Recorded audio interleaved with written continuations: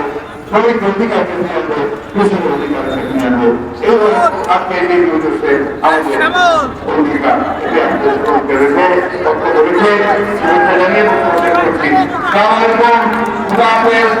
বাংলাদেশ জিন্দাবাদ, শ্রমিক দল জিন্দাবাদ।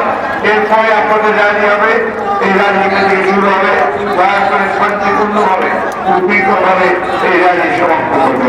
ধন্যবাদ আপনাদের সবাইকে।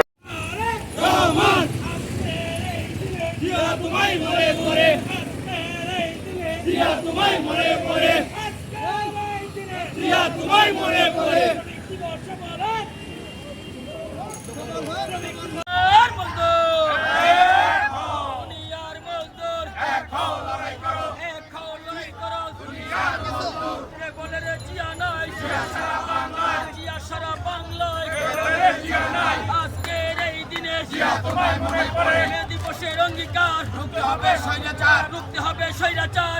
দিবসের অঙ্গীকার, দিবসের অঙ্গীকার রুখতে হবে স্বৈরাচার। সাবাকানা শ্রমিক দল জিন্দাবাদ, জিন্দাবাদ, জিন্দাবাদ, জিন্দাবাদ। সাবাকানা শ্রমিক দল চালো রে চালো, আগুন জ্বালো।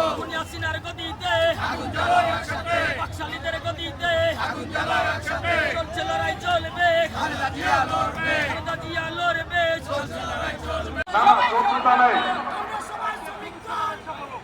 মর্যাদা যারা শ্রমিক দলের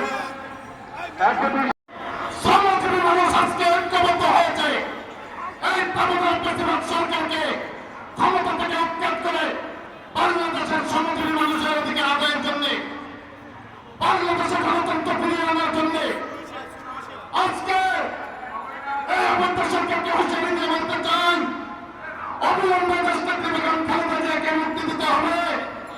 দেশটা একজন তারেক রহমানের সকল মামলা প্রত্যাহার করে করতে হবে, মানুষের অধিকার ফিরিয়ে দিতে হবে।